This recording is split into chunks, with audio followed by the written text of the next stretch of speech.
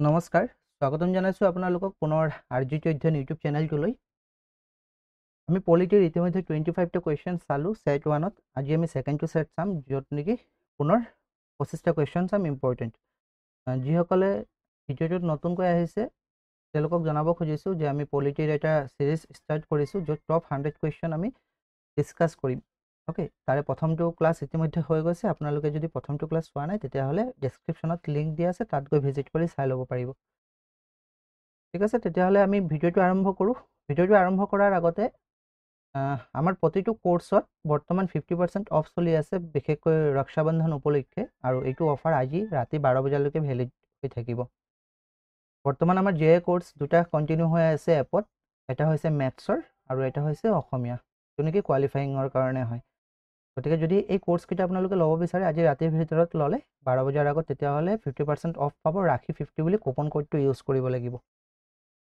Play ষ্টৰত গৈ আৰজিটি অধ্যয়ন বুলি সাৰ্চ কৰিব আৰজিটি অধ্যয়ন এপটো ইনষ্টল কৰি লগইন কৰাৰ পিছত কুপন কোডটো তাত শো কৰিয়ে থাকিব কুপন কোডটো ইউজ কৰি আপোনালোকে ল'ব পাৰিব এই দুটা কোৰ্স 50% অফত আৰু অকল এই দুটা কোৰ্স বুলি নহয় প্ৰতিটো কোৰ্সেই লগতে মক টেষ্ট বিলাকতো 50% অফ চলি আছে যত নেকি কম্পিউটাৰৰ মক টেষ্টটো তাত উপলব্ধ আছে দেন ভকেব সেকশনৰো আছে যিটো নেকি খুব ইম্পৰ্টেন্ট হয় যে এক্সামৰ কাৰণে গতিকে ৰাখি 50 কুপন কোডটো ইউজ কৰিলে প্ৰতিটো কোৰ্সতে 50% অফ পাব ওকে তেতিয়াহলে আমি কোৱেশ্চন কেইটা চাই লওঁ প্ৰথম যেটো কোৱেশ্চন এই কোৱেশ্চনটো হৈছে article 21 of the constitution of India guarantees ভাৰতীয় সংবিধানৰ 21 নং অনুচ্ছেদে কি কৈছে কি গ্যাৰান্টি দিয়ে right to property right to life freedom of speech and expression or equality before law ভাৰতীয় সংবিধানৰ 21 নং অনুচ্ছেদৰ বিষয়ে যদি আমি কওঁ তেতিয়া হলে right to life অৰ্থাৎ জীয়াই থকাৰ অধিকাৰ খুব ইম্পৰ্টেন্ট এটা আৰ্টিকল মনত থব 21 নং অনুচ্ছেদে জীয়াই থকাৰ অধিকাৰৰ বিষয়ে কয় ওকে অপশন বি ইয়াত চাব no person shall be deprived of his life or personal liberty except according to procedure established by law অৰ্থাৎ আইনৰ দ্বাৰা প্ৰতিষ্ঠিত পদ্ধতিৰ বাহিৰে জীৱন আৰু ব্যক্তিগত স্বাধীনতাৰ পৰা কোনো ব্যক্তিক বঞ্চিত কৰা নহব আৰ্টিকল 21 এ কয় বাকি কিটা কোনটো আৰ্টিকলত আছে হেকিটাও ইম্পৰ্টেন্ট যিকিটা নেকি অপশনত আছে right to property প্ৰথম অৱস্থাত আৰ্টিকল 31 ত আছিল যিটো নেকি ফান্ডামেন্টাল ৰাইটছৰ ভিতৰতে পৰিছিল আৰ্টিকল 31 বাট সংবিধানৰ যিটো নেকি 44 নম্বৰ এমেন্ডমেন্ট হৈছিল 1978 ত তেতিয়া যিটো সম্পত্তিৰ অধিকাৰ ফান্ডামেন্টাল ৰাইটছৰ পৰা লিগ্যাল ৰাইটলৈ লৈ গৈছিল আৰ্টিকল 308 আছে এতিয়া মনত থব right to life ইতিমধ্যে কৰলো article 21 freedom of speech and expression অৰ্থাৎ বাক স্বাধীনতাৰ অধিকাৰ আৰ্টিকল 91 ত আছে 19A1 মানে 91 নহয় 19 নম্বৰতো আৰু কেইবাটাও অধিকাৰ উল্লেখ আছে যেনেকৈ 19(1) ত আৰু 6 প্ৰকাৰ বিশেষ অধিকাৰ উল্লেখ আছে মনত থব যেনেকৈ ইয়াত মই স্ক্ৰিনশ্বট লগাই দিছো 19(1) ৰ কত আছে খ গ ঘ ঙ প্ৰথম লৈকে ঠিক আছে প্ৰথম হ'ব তাতো বেলেগ 6 প্ৰকাৰ অধিকাৰ আছে এই অধিকাৰ কিটাৰ পৰা কোৱেশ্চন আহে আৰু ইকুৱেলিটি বিফৰ ল অৰ্থাৎ আইনৰ আগত সকলো সমান হেতু আছে আৰ্টিকল 14 ত আৰ্টিকল কিটা মনত থব মই যদি সময় হয় তেতিয়া হলে এটা আৰ্টিকলৰ ট্ৰিক থকা ভিডিও লৈ আহিম ওকে কমেন্ট কৰিব যদি আৰ্টিকলৰ ট্ৰিকৰ ভিডিও লাগে question number 2 article 25 of the Indian constitution 25 নং অনুচ্ছেদে কি কয় অৰ্থাৎ ভাৰতীয় সংবিধানৰ 25 নং অনুচ্ছেদত কি উল্লেখ আছে cultural and educational right to freedom of religion right against exploitation or ban on religious instruction in government institutions সংবিধানৰ যদি আমি 25 নং আৰ্টিকলৰ বিষয়ে কওঁ তেতিয়া হলে কি উল্লেখ আছে তাত right to freedom of religion অৰ্থাৎ ধৰ্মীয় অধিকাৰৰ বিষয়ে উল্লেখ আছে ঠিক আছে যিকোনো ব্যক্তিয়ে যিকোনো ধৰ্ম গ্ৰহণ কৰিব পাৰিব এটো সংবিধানৰ 25 নং অনুচ্ছেদ মতে আমাক অধিকাৰ দিছে যদি আমি কালচাৰেল এণ্ড এডুকেশ্যনেল ৰাইট বুলি কওঁ তেতিয়া হলে আৰ্টিকল 29 আৰু 30 ত আছে মনত থব right to freedom of religion article 25 ৰ পৰা 28 লৈকে আছে ঠিক আছে 25 ত ষ্টাৰ্ট হৈছে দেন 28 লৈকে আছে যেনেকৈ ধৰক 28 ত আছে ban on religious instruction in government institution অৰ্থাৎ কোনো ধৰণৰ চৰকাৰী ইনষ্টিটিউচনত ধৰ্মীয় তেনেকুৱা ইনষ্ট্ৰাকশন দিব নোৱাৰিব ধৰ্মীয় শিক্ষা দিব নোৱাৰিব, এইটো আৰ্টিকল 28 কয়। 25ৰ পৰা 28লৈকে ধৰ্মীয় যি ধৰ্মৰ ভিত্তিত যিখিনি কথা আছে সেইখিনি উল্লেখ আছে। আৰু ৰাইট এগেইনষ্ট এক্সপ্লইটেশ্যন, শোষণৰ বিৰুদ্ধে যিটো অধিকাৰ, এইটো 23 আৰু 24ত আছে। ফাণ্ডামেণ্টেল ৰাইটছৰ যিখিনি আৰ্টিকল আছে খুব ইম্পৰ্টেণ্ট। অ'কে, 12ৰ পৰা 35লৈকে প্ৰতিটো আৰ্টিকলে আপোনালোকে চাই যাব লাগিব, আৰু বাকীবোৰতো চাবই লাগিব, কিন্তু ফাণ্ডামেণ্টেল ৰাইটছ কেতিয়াও আমি মিছ কৰিব নোৱাৰোঁ। Question number 3, the division of power between center and the states is contained in the Constitution of India. অর্থাৎ ভারতীয় সংবিধানৰ কোনটো শেডিউলত ওকে যি চেণ্টাৰ আৰু ষ্টেটৰ মাজত অৰ্থাৎ কেন্দ্ৰীয় চৰকাৰ আৰু ৰাজ্যিক চৰকাৰৰ মাজত যি ক্ষমতাৰ বিতৰণ কোনটো অনুসূচিত আছে বুলি কৈছে। ভাৰতীয় সংবিধানৰ আমি জানো 12টা অনুসূচী আছে, ৰাইট। তাৰে ভিতৰত কেন্দ্ৰীয় আৰু ৰাজ্যিক চৰকাৰৰ মাজত অৰ্থাৎ চেণ্ট্ৰেল আৰু ষ্টেটৰ মাজত যি ক্ষমতাৰ বিতৰণ এইটো ক'ত আছে। আমি যদি এনেকৈ ক'ব বিচাৰোঁ যে কেন্দ্ৰ আৰু ৰাজ্যৰ মাজত মিলি হৈ আছে ক্ষমতাৰ বিষয়ে, অৰ্থাৎ দুই মিলিজুলি কাম কৰে, যদি কওঁ আমি এনেকৈ ক'ব পাৰোঁ, কেন্দ্ৰই ৰাজ্যক কি কয়, হাম সাথ সাথ হে, ৰাইট। ৰাজ্যই কেন্দ্ৰক কয় হাম সাথ সাথ হে বুলি, লগতে আছোঁ বুলি, হাম সাথ সাথ হে। হাম সাথ সাথ হে মানে 7 শেডিউলত আছে। কেন্দ্ৰ আৰু ৰাজ্যৰ মাজত যি ক্ষমতাৰ ভিতৰত সেইটো আছে 7ম অনুসূচীত। ওকে, বাকী অনুসূচীকেইটা মনত থ'ব, যেনেকৈ অপশ্যন 3 দিছিলে, অপশ্যন কি শেডিউল 3 অপশ্যন এ আছিলে, শেডিউল 3 কি আছে, তৃতীয় অনুসূচীত আছে শপত গ্ৰহণৰ প্ৰপত্ৰৰ বিষয়ে আৰু বিভিন্ন পদৰ বিষয়ে আছে, বিভিন্ন পদৰ বাবে শপত গ্ৰহণৰ যি প্ৰপত্ৰ তাৰ বিষয়ে।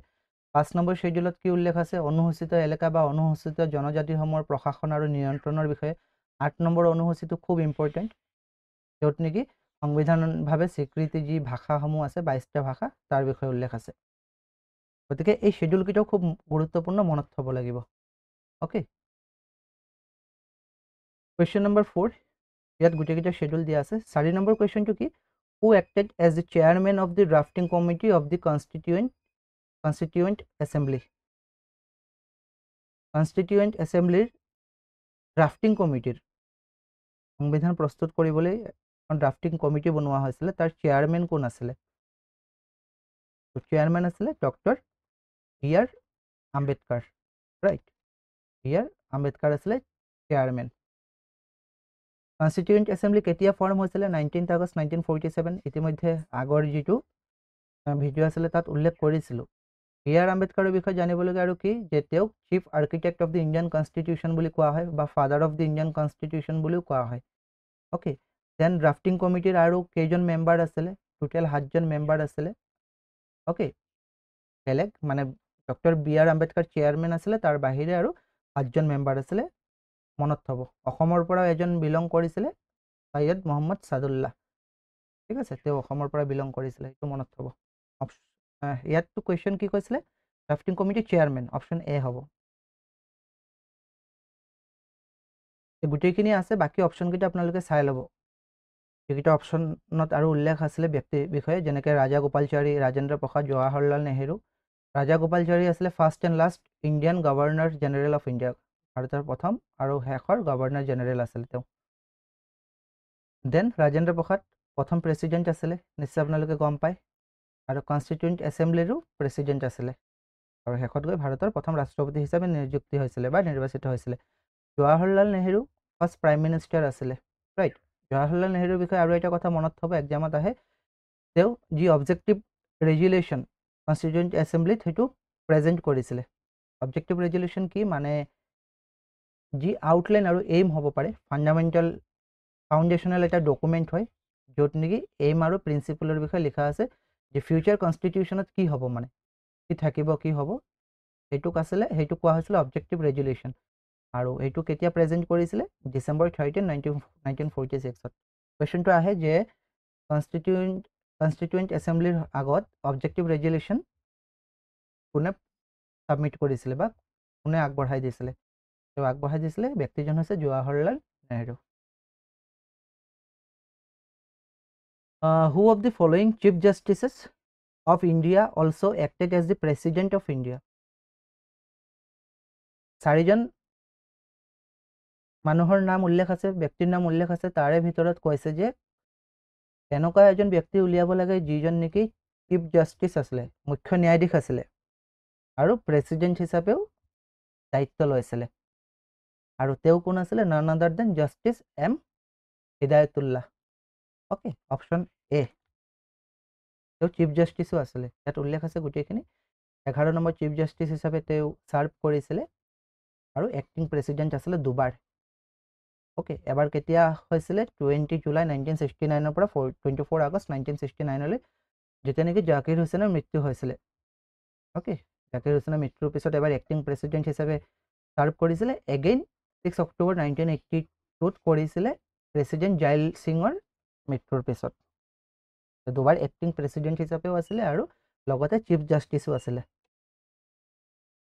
The only Chief Justice of India who had the distinction of becoming the Vice President of India.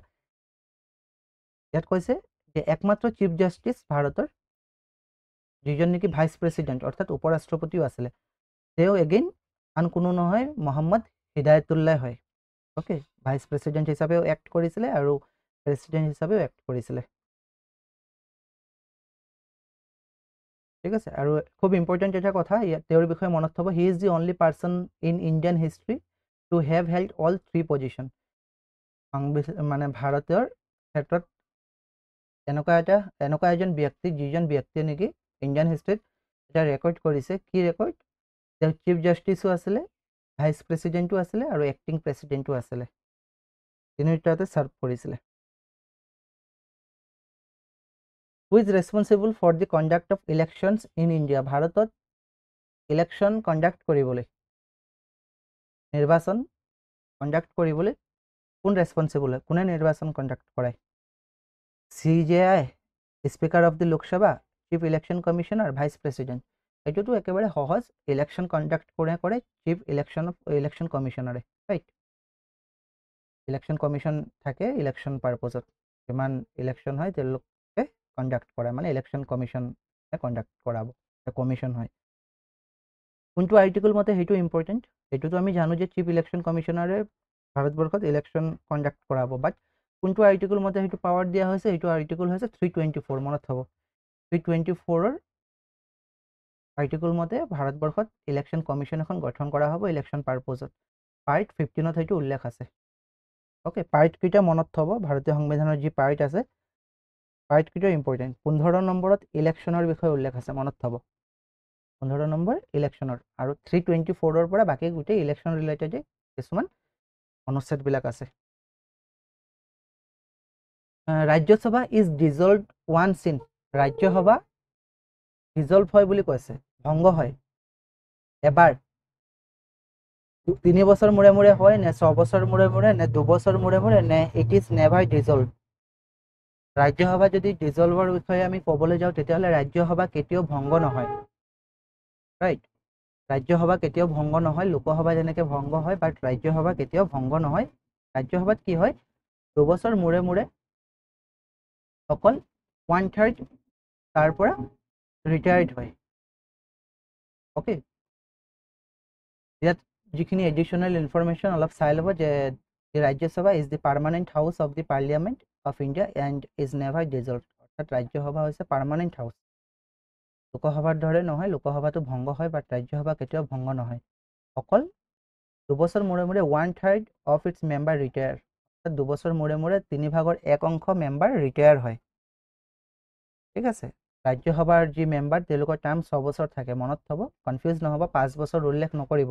ৰাজ্যসভাৰ মেম্বাৰৰ যি টাৰ্ম হয়, কাৰ্যকাল 6 বছৰ থাকে। ঠিক আছে, লোকসভা যেনেকৈ 5 বছৰ মূৰে মূৰে ডিজলভ হয়, ৰাজ্যসভা হৈছে পাৰ্মানেণ্ট বডি, পাৰ্মানেণ্ট হাউচ, কেৱল মাত্ৰ 1/3হে 2 বছৰ মূৰে মূৰে ৰিটায়াৰ হ'ব তাৰ পৰা। The minimum age to qualify for election to the Lok Sabha, লোকসভাৰ কাৰণে কোৱালিফাই হ'বলৈ মিনিমাম এজ কিমান হ'ব লাগিব? 21, 25, 30 আৰু 35। লোকসভাৰ কাৰণে মিনিমাম এজ হ'ব লাগিব 25। অ'কে, কোনটো আৰ্টিকল মতে কয়? এইটো 84 মতে কয়। 84 নম্বৰ আৰ্টিকলত লিখা আছে qualification for membership of parliament, অৰ্থাৎ লোকসভাৰ যদি মেম্বাৰশ্বিপ আপুনি ল'ব বিচাৰে, লোকসভাৰ মেম্বাৰ হ'ব বিচাৰে, তেতিয়াহ'লে তাৰ কি কি ক্ৰাইটেৰিয়া থাকিব লাগে তাত উল্লেখ কৰা আছে। ঠিক আছে, হাউচ অফ দি পিপুল যিটো নেকি আমি লোকসভা বুলি কওঁ, house of the people not less than 25 years of age, অৰ্থাৎ এজ 25 বছৰতকৈ কম হ'ব নোৱাৰে। বাট ৰাজ্যসভাৰ কাৰণে যিটো নেকি কাউন্সিল অফ ষ্টেটছ বুলি কওঁ, ৰাজ্যসভাৰ কাৰণে আকৌ 30 বছৰ আছে, 30 years, not less than 30 years, মনত থ'ব, কনফিউজ নহ'ব। ঠিক আছে, লোকসভাৰ কাৰণে 25 আৰু ৰাজ্যসভাৰ কাৰণে 30। আৰ্টিকল 84ত আছে, what can be the maximum gap between two sessions of parliament. পাৰ্লিয়ামেণ্টৰ দুটা ছেশ্যনৰ মাজত যিটো মেক্সিমাম গেপ কিমান হ'ব পাৰে, যি নেকি ছেশ্যন চলে, এটা ছেশ্যনৰ পৰা আন এটা ছেশ্যন কিমান গেপ থাকিব পাৰে, মেক্সিমাম কিমান, গতিকে বেছি কিমান গেপ থাকিব পাৰে, ছেশ্যন নকৰাকৈ মানে কিমান দিন থাকিব পাৰে, সেইটো 6 মাহ থাকিব পাৰিব, কিন্তু তাৰপিছত আৰু নহ'ব, ছেশ্যন কৰিবই লাগিব। এইটো ক'ত উল্লেখ আছে, আৰ্টিকল 85(1)ত উল্লেখ আছে। ঠিক আছে, এটা লাষ্ট চিটিং যিটো হয় এটা ছেশ্যনৰ তাৰ নেক্সট ছেশ্যনটোলৈ 6 মাহ এক্সিড হ'ব নোৱাৰে। ঠিক আছে, তাৰ মানে এটাটো এনচিয়ৰ কৰে যে পাৰ্লিয়ামেণ্ট মিটছ এটলিষ্ট টুৱাইচ এ ইয়েৰ, এবছৰত দুবাৰ তেওঁলোকে ছেশ্যন কৰিবই লাগিব, মিট কৰিবই লাগিব। গতিকে 6 মাহ এইটো পাৰ হ'ব নোৱাৰে, আৰ্টিকল 85(1) মতে আছে, এইটো ইয়াত লগাই দিয়া হৈছে, আপোনালোকে চাই ল'ব। The main duty of the legislature is, অৰ্থাৎ আইনপালিকা, বিধানমণ্ডল বুলি কওঁ, ৰাইট, লেজিসলেচাৰ, আইনপালিকাৰ প্ৰধান কাম কি, আইন প্ৰস্তুত কৰা, মেক ল', বিধানমণ্ডলে আইন প্ৰস্তুত কৰিব, কাৰ্যপালিকাই কাৰ্যকৰী কৰিব, আৰু ন্যায়পালিকাই চাব যে আইনটো সঠিকৰূপে কাৰ্যকৰী হৈছে নে নাই। অ'কে, গতিকে আইনপালিকাৰ প্ৰথম কামেই হৈছে, প্ৰধান কাম ল', মেক লজ, অৰ্থাৎ আইন প্ৰস্তুত কৰা, অপশ্যন চি।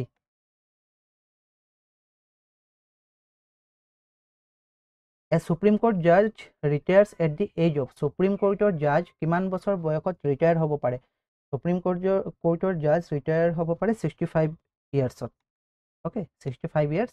আৰ্টিকল 124(2)ত উল্লেখ আছে, under article 124(2) of the Indian constitution, a জাজ of the supreme court holds office until the age of 65 years, অৰ্থাৎ 65 বছৰলৈকে তেওঁ সুপ্ৰিম কোৰ্টৰ জাজ হৈ থাকিব পাৰিব। আৰু হাইকোৰ্টৰ জাজৰ ৰিটায়াৰমেণ্টৰ যিটো এজ সেইটো 62, আৰ্টিকল 217 মতে আছে। আৰ্টিকল কেইটা মনত থ'ব আৰু এজ কেইটা মনত থ'ব, সুপ্ৰিম কোৰ্টৰ জাজ 65 ইয়াৰ্ছলৈকে আৰু হাইকোৰ্টৰ 62লৈকে। ইয়াত গোটেইখিনি উল্লেখ কৰা আছে, এবাৰ চাই ল'ব। PDF টো আপোনালোকে টেলিগ্ৰাম চেনেলত পাই যাব, আৰু যিটো অধ্যয়ন বুলি আছে যিটো টেলিগ্ৰাম চেনেল তাত পাই যাব। Okay, the headquarters of the international court of justice is located, international court of জাষ্টিছৰ যি হেডকোৱাৰ্টাৰ, এতিয়া ICJ international court of justice হয় কি, UN-ৰ এটা অৰ্গেন হয়। অ'কে, UN-ৰ এটা অৰ্গেন হয়, গোটেই বিশ্বত শান্তিৰ কাৰণে international court of justice establish কৰা হৈছিলে, আৰু হেডকোৱাৰ্টাৰ ক'ত আছে, হেডকোৱাৰ্টাৰ আছে নেদাৰলেণ্ডৰ হেগত, অপশ্যন চি।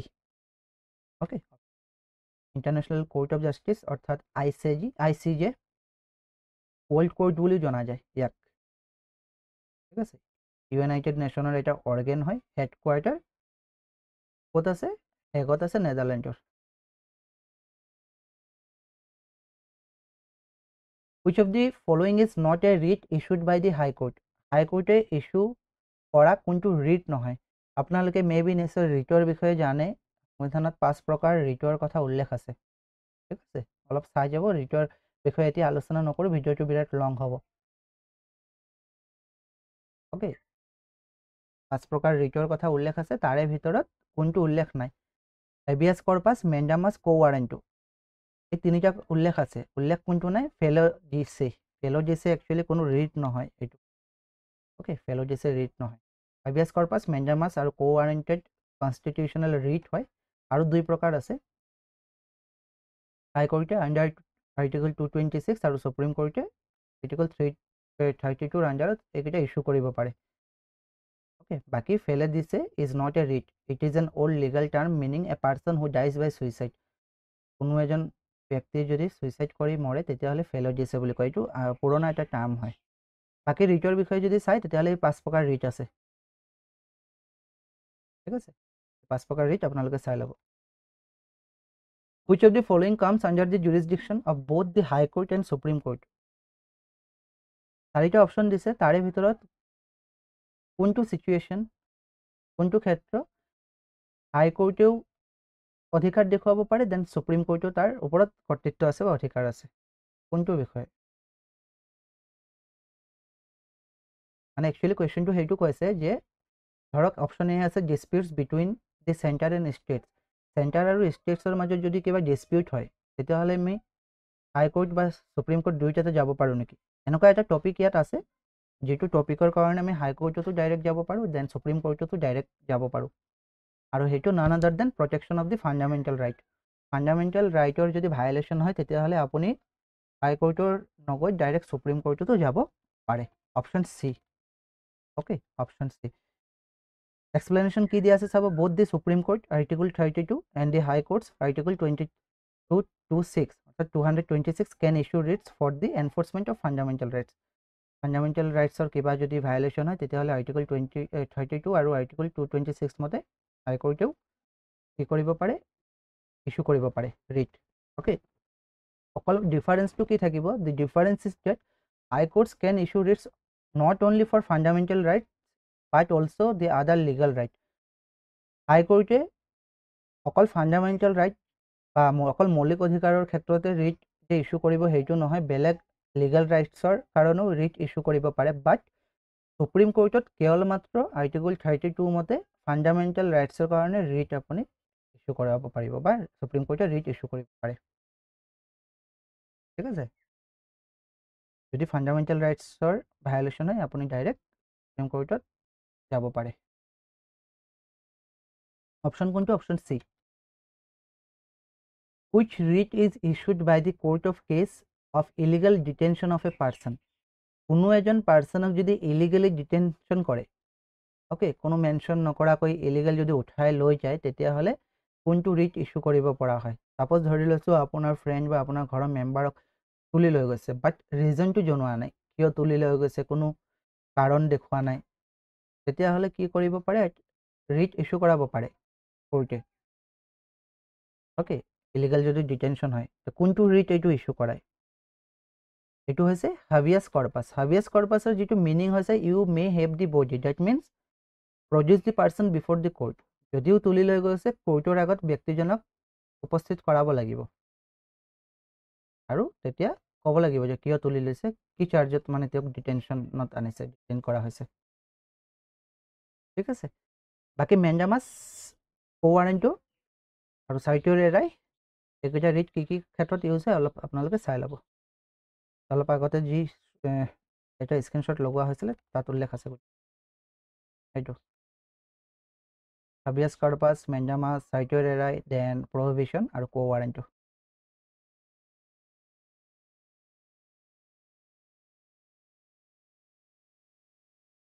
কুৱেশ্যন নম্বৰ 16টো হ'ল, এতিয়া 17টো চাওঁ।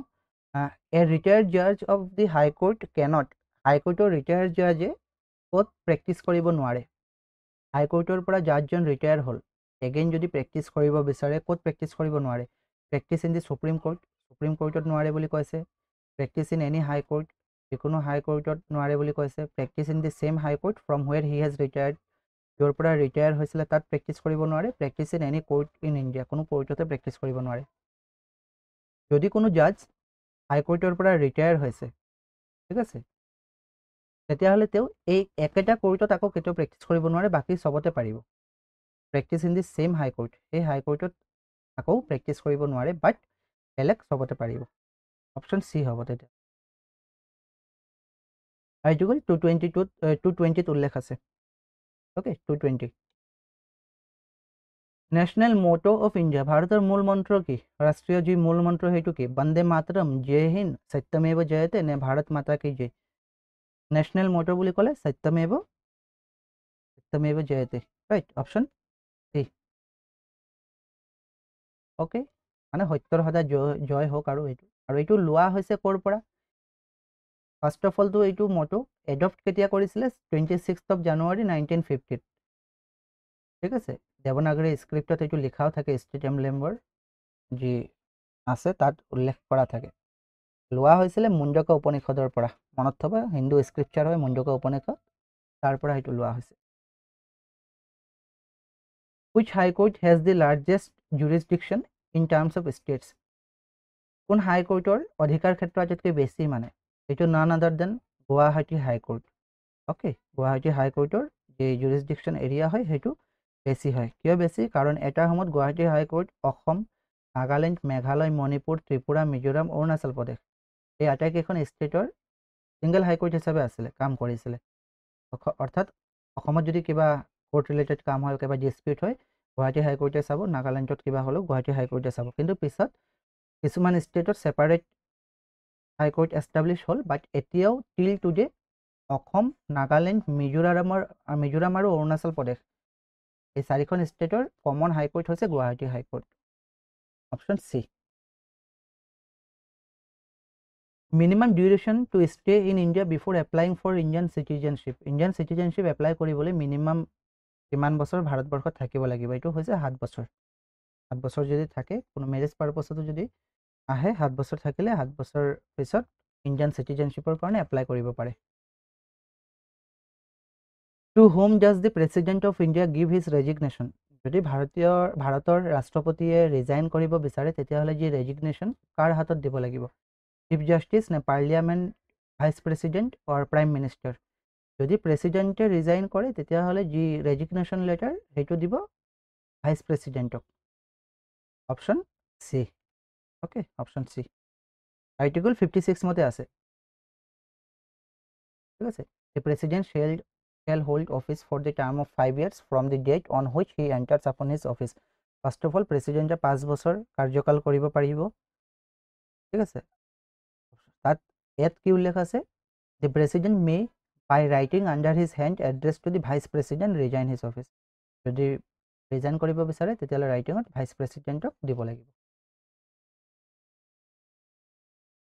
the total number of members nominated by the president to the Rajya Sabha প্ৰেসিডেন্টে কিমানজন মেম্বাৰ নমিনেট কৰিব পাৰে নমিনেট কৰিব পৰা মেম্বাৰৰ সংখ্যা হৈছে 12 জন ওকে 12 জন মেম্বাৰ নমিনেট কৰিব পাৰে according to article 81 ত উল্লেখ আছে 12 members to be nominated by the president in accordance with the provisions of 12 member nominate কৰিব পাৰিব 23 the first women governor of a state in free India স্বাধীন ভাৰতৰ প্ৰথম মহিলা ৰাজ্যপাল কোন আছিল ফাৰ্স্ট মহিলা ৰাজ্যপাল ইন্দিৰা গান্ধী বিজয়লক্ষ্মী পণ্ডিত সৰোজিনী নাইডু সুচিতা কৃপালানী প্ৰথম চিফ মিনিষ্টাৰ আছিল আমি আগৰ ক্লাছত পাইছিলো ৰাইট ইউপিৰ চিফ মিনিষ্টাৰ আছিল আৰু যদি গভৰ্ণৰ বিষয়ে কয় ৰাজ্যপাল তেতিয়াহলে হ'ব সৰোজিনী নাইডু প্ৰথম মহিলা ৰাজ্যপাল আছিল ঠিক আছে ক'ত সাৰ্ভ কৰিছিল উত্তৰ প্ৰদেশত সাৰ্ভ কৰিছিল 15th of August 1947 ৰ পৰা 1949 ৰ 2 মাৰ্চ লৈকে ঠিক আছে আপুনি মনত থবা বাকি আৰু অপচন কেইটা ইন্দিৰা গান্ধী তো গম পাইছে ফাৰ্স্ট ওমেন প্ৰেসিডেন্ট হয় প্ৰথম ভাৰতীয় মহিলা প্ৰধানমন্ত্ৰী আছিল তেওঁ বিজয়লক্ষ্মী পণ্ডিত the first Indian woman to become ambassador and the first woman president of the UN General Assembly ambassador হোৱা প্ৰথমজন ভাৰতীয় মহিলা কৈছে বিজয়লক্ষ্মী পণ্ডিত আৰু UN General Assemblyৰ প্ৰথম প্ৰেসিডেন্ট মানে মহিলা প্ৰেসিডেন্ট বিজয়লক্ষ্মী পণ্ডিত আছিল Sucheta Kripalani first women chief minister ইউপিৰ আছিল Article 17 of the Constitution of India deals with the abolition of খুব ইম্পৰ্টেন্ট এটা আৰ্টিকল 17 এক আৰু 7 ওকে 1-7 কি হয় সতী স্লেভাৰী আনটাচেবিলিটি আৰু টাইটেলস 1-7 এক লগে যদি যায় আপোনাৰ টাচ হ'বই একেলগে যদি যায় 1-7 যদি আপুনি খোজকাঢ়ি যায় তেতিয়াহলে টাচ হ'বই ৰাইট আৰ্টিকল 17 মতে এই আনটাচেবিলিটিটো উঠাই দিয়া হৈছে যেটো অস্পৃশ্যতা বুলি কয় মনত থবা আৰ্টিকল 17 খুব ইম্পৰ্টেন্ট ওকে আৰ্টিকল 17 আনটাচেবিলিটিৰ বিষয়ে উল্লেখ আছে এটো উঠাই দিছিল মানে বিলোপ কৰা হৈছিল টাচেবিলিটি অস্পৃশ্যতা Last question Ajay, the Constitution of India adopted fundamental duties from the Constitution. ভাৰতীয় সংবিধানে আপোনালোকে নিশ্চয় গম পায় ভাৰতীয় যি সংবিধানখন পৃথিৱীৰ ভিতৰত দীৰ্ঘতম লিখিত সংবিধান নহয় জানো এই সংবিধানখন যেতিয়া প্ৰস্তুত কৰিছিল বহুত দীঘলীয়া এটা সময় লাগিছিল লগভগ 2 years 11 months and 18 days লাগিছিলে বিভিন্ন দেশৰ পৰা বড়ো কৰিছিলে বেলেগ বেলেগ দেশৰ সংবিধানৰ পৰা বেলেগ বেলেগ ফিচাৰবিলাক বড়ো কৰিছিলে আমি যদি ক'ব যাওঁ তেতিয়াহ'লে টোটেল ওভাৰঅল 10খন দেশৰ পৰা বড়ো কৰিছিলে ফিচাৰবিলাক তাৰে ভিতৰত ফাণ্ডামেণ্টেল ডিউটি অৰ্থাৎ যি মৌলিক কৰ্তব্যও বেলেগ এখন দেশৰ পৰা বড়ো কৰিছিলে আৰু কোনখন দেশৰ পৰা এইটো আনিছিলে সেইটো কুৱেশ্যনত সুধিছে যে আমেৰিকা জাপান ৰাছিয়া আৰু ব্ৰিটেইন ভাৰতীয় সংবিধানৰ যি নেকি ফিচাৰবিলাক বেলেগ বেলেগ যি দেশৰ পৰা বড়ো কৰিছিলে সেইখিনি যদি আপোনালোকে ট্ৰিক বিচাৰে মোক কমেণ্ট কৰিব খুব ধুনীয়া ট্ৰিকৰ হয় কোনখন দেশৰ পৰা কি বড়ো কৰিছিলে এইটো মই ভিডিঅ' এটা বনাই দিম মই সময় পোৱা নাই আগতো কৈছিলোঁ কিছুমান ট্ৰিকৰ ভিডিঅ' বনাম বুলি এইটো যদি ভিডিঅ' লাগে খুব ইণ্টাৰেষ্টিং এটা ট্ৰিক পাব আপোনালোকে এবাৰ যদি ভিডিঅ'টো চাই মনত থাকি যাব ঠিক আছে আৰু খুব ইম্পৰ্টেণ্ট টপিক আহেই যে এইটো টপিক কোন সংবিধানৰ পৰা আনিছিলে ঠিক আছে যেনেকৈ ধৰক ফাণ্ডামেণ্টেল ৰাইটছ এমাৰ্জেঞ্চি চিটুৱেশ্যন ক'ৰ পৰা আনিছিলে এইবিলাক কুৱেশ্যন আহে ফাণ্ডামেণ্টেল ডিউটিৰ বিষয়ে যদি ক'বলৈ যাওঁ তেতিয়াহ'লে এইটো আনিছিলে ৰাছিয়াৰ পৰা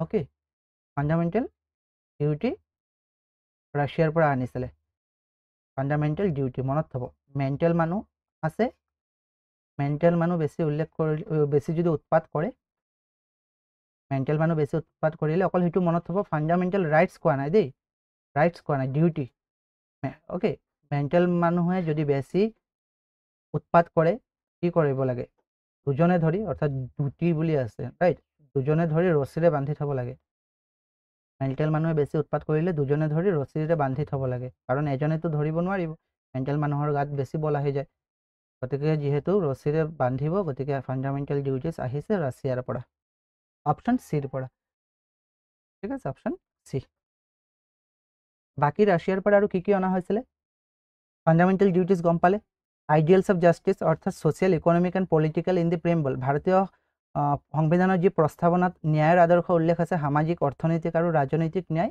এইটো আনিছিলে ৰাছিয়াৰ পৰা আৰু পঞ্চবাৰ্ষিক পৰিকল্পনা কনচেপ্টটো 5 year প্লেন কনচেপ্টটো ৰাছিয়াৰ পৰা আনিছিলে য'ত এতিয়া সেইটো এক্সিষ্ট নকৰে পঞ্চবাৰ্ষিক পৰিকল্পনা লাষ্ট 12 যিটো প্লেন আছিলে 2017 লৈকে আছিলে তাৰপিছত আপোনালোকে নিশ্চয় গম পায় নীতি আয়োগ আহিছে ৰাইট 2017 লৈকে পঞ্চবাৰ্ষিক পৰিকল্পনা বৰ্তি আছিলে আৰু সেই পৰিকল্পনাটো 5 year প্লেনটো আনিছিলে ৰাছিয়াৰ পৰা অ'কে আজি 25টা কুৱেশ্যন আছিলে আই হোপ আপোনালোকে ক্লাছটো ভাল পাইছে যদি ক্লাছটো আপোনালোকৰ চোৱাৰ পিছত কিবা এটাও শিকিব পাৰিছে তেতিয়াহ'লে কমেণ্ট ছেকশ্যনত জনাব কাৰণ মই ক্লাছবিলাক কৰি আছোঁ বাট আপোনালোকৰ সেইটো ফ্ৰুটফুল হৈছে নে নাই ক্লাছটো আপোনালোকৰ কাৰণে মই একো গম পোৱা নাই গতিকে কমেণ্ট ছেকশ্যনত আপোনালোকে জনাই দিব যদি ভাল লাগিছে তেতিয়াহ'লে শ্বেয়াৰ কৰি দিব আৰু এইটো অফাৰ আজি ৰাতিলৈকে আছে ভেলিড ৰাখি 50 ইউজ কৰি যিকোনো কোৰ্চত আমাৰ এপত RGT অধ্যয়ন এপটোত কোৰ্চকেইটা বাই কৰিব পাৰিব য'ত নেকি কোৰ্চ কি চলি আছে অলৰেডি ক'লোঁ জেৰ মেথছৰ চলি আছে আৰু অসমীয়াটো চলি ঠিক আছে তেতিয়াহ'লে কমেণ্ট ছেকশ্যনত আপোনালোকৰ মন্তব্য নিশ্চয় জনাব থেংক ইউ